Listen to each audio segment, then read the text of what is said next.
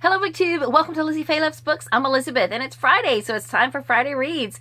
I am having a chilly day here in Central Florida. You know, it's not supposed to be cold here, but we do actually get some cold weather, usually at least a few days out of each winter, and so this day is one of them. Everybody is bundled up and wearing their jackets and gloves and all that kind of thing, because we rarely ever get to use those kind of things. So anyway, because it was chilly when I was getting ready to film this video, I went ahead and made myself a pot of coffee. I'm one of those people that can drink coffee all day long, and it made me remember that I've been wanting to show you this mug all during the Christmas season. This is actually Katie's mug. She kind of got upset with me for using it, but I found it in the back of the cabinet, and I said, you know, if I hadn't found it, you would have probably forgotten about it. But this is actually her cup. Ho ho no, Grumpy Cat.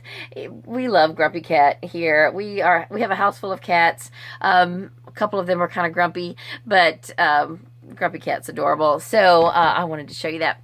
But I have had a really good reading week. I feel like I have kind of been a little slumpy the last couple of days, but really it's been fine, because after being in a reading frenzy at the end of the year, and even going into January 1st and 2nd, I finished 4 books within those 2 days. I read them completely. And so it seems weird that I haven't finished anything in a couple of days, but I've still been clicking away with some audiobooks.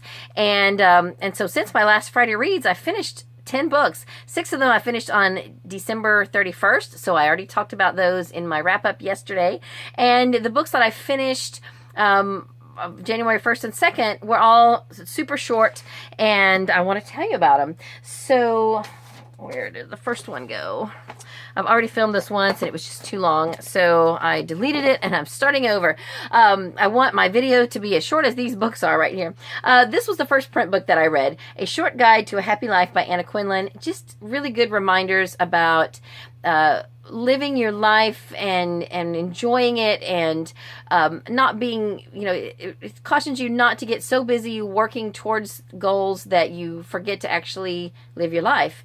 And I thought it was excellent. Just a very good little book. My husband checked this out from the library, and when I saw it in the stack, I said, I'm going to make that my first book for January 1st. Now, also on January 1st, I listened to an audiobook while we were doing our puzzles. Oh, in case anybody's curious about the puzzle-a-thon, we did finish a couple of days ago. I finished maybe an hour before my husband. We were both just kind of running neck and neck, and Katie pretty much gave up on the second day, and she didn't say she was giving up, but we would say, let's work on the puzzles, and she'd say, no, I don't want to work right now, I'll catch up. Well, she didn't.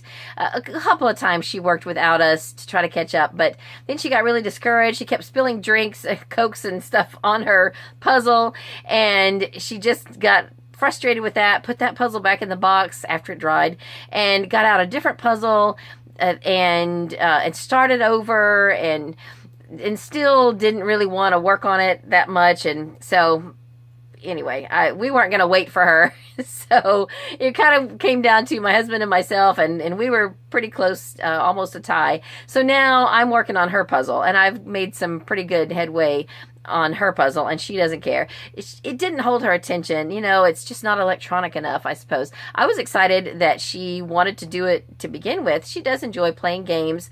In fact, my husband got her this game that they've been playing at work on lunch called Love Letters. It's a card game. Have you guys ever heard of this? He's gotten us to play, and it's actually pretty fun. So him and Katie have been playing that a lot, and so it's fine. Anyway, so this I listened to on January 1st while I was working on puzzles. This is by Kristen Hanna. I've only ever read one Kristen Hanna book. It was Winter Garden. I need to read The Nightingale. I haven't. Maybe I'll get that done in 2018, this year. So this is called Comfort and Joy. It's a short book. I think it's 5 discs, so it's about 6 hours. I enjoyed it a lot. It's a bit magical. Let's just call it Christmas magic. It's got a little bit of romance, but it's really light on the romance. It's really sweet, and it's more about healing and kind of it's kind of about running away and then starting over and kind of those kind of themes. I enjoyed it thoroughly, and if you like Christmas type books, Christmas dramas, then this might be something you would enjoy. This is a little darker than the Debbie Macomber books that I read just prior to this, and maybe even a little darker than the Christmas Hope series, but very enjoyable book. I thought it was great. Then the next day, our family had an outing. I didn't have a lot of sit-down read time. I did have to work my theme park job in the evening, but we went to the theme park as a family for the morning and the afternoon. And so in the car on the way there and back, I listened to a little middle grade book that was Christmas themed that I had on Hoopla. I don't have a copy of it. It's really good. I highly recommend it. It is called The Best Christmas Pageant Ever. And if you've ever seen it, it's got kind of like a little cartoon drawn child on the front that's dressed like an angel. And it did say the worst Christmas pageant ever, and worst is crossed out and it says best. I thought it was really good. It's hilarious, for one thing. It would be very enjoyable for a kid to read. It is a older elementary, younger middle grade Christmas story. And it's about this family called the Herdmans, who are just awful. They lie, cheat, steal. They're not fun to be around. They're bullies. It's this whole family of children, and it's written from a child's perspective. And he's telling about the Herdmans. He spends the whole first little while, a couple of chapters probably, just telling about how awful the Herdmans are. Well, the town, the church, they're getting ready for this big Christmas pageant that they do annually, and the Herdmans have never been a part of the church, never been to church, don't know anything about Jesus or the Nativity or anything like that, and they get wind of this Christmas pageant, and I think they initially come because there's going to be food there, maybe, I don't know, I can't remember, but they hear about it, and they want to be involved in it. And all the other kids are scared to death. And everybody thinks that they're going to ruin it and mess it up. And I won't tell you any more from there, but I thought it was fantastic. I really did. And as a Christian adult, what I got from the book was how much we need to remember that Jesus came for all of us, not just the pretty and the nice and the people who go to church. He came for everyone. And it's just a fantastic book. I thought it was great. And it's not even what I would call a Christian book, but I got a Christian message from it. I got a lesson from it. And I thought it was fantastic. Then, speaking of a Christian message, this is The Purpose of Christmas by Rick Warren. I thought, again, this was fantastic as well. This is really a beautiful story of why Jesus came, of why we have Christmas, and it's not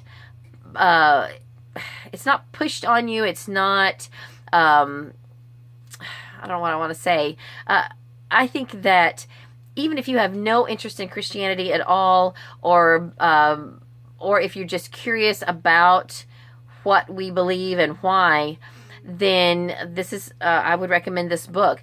It's just a beautifully told story of Jesus and why he came and how much he cares about us. So I thought it was great. And it made me remember that I don't think I've ever actually read completely The Purpose-Driven Life by Rick Warren. Our church did a whole program of it several years ago, and I think I even marked it read on my Goodreads back a couple years ago when I started, when I was signing up for Goodreads, but come to think of it, I don't think I've ever actually read the whole thing. I've got a copy of it somewhere, and I think I need to get it out and read it from cover to cover. This was great. So then going forward, my current reads, I really just have one main current read right now. I did join Audible so that I could get the audio copy of Lonesome Dove. I joined the read-along group that is hosted by Elena and Ange, and I didn't realize, because I'm new to Audible, that their chapters are really kind of tracks. They don't coincide with the chapters in the book. So I accidentally got a couple of chapters ahead of where I'm supposed to be right now. So because I'm ahead, and by the way, I'm really enjoying it, I decided I needed to get a few more audiobooks that I could listen to when I'm done and caught up each week with what I'm supposed to read for the read along. So I decided that one of the series that I'm going to try to finish this year is the Kingdom Keeper series. And it's been several years since I listened to the first two of these on audio. I've only ever read the first two. I have all of these in print, but I picked up the audio copies from the library. Hi, hon. And I am going to listen to these again before I move on to book 3. So hang on just a second. So I am going to tackle these again. They're both really short, 6 to 7 hours each. And I will probably just keep these in my car and listen to these all during this month. And then continue forward with the rest of the series. And then another audiobook that I'm going to be listening to again is A Wrinkle in Time by Madeleine L'Engle. I have the print copy here, and my audio copy is on cassette tape.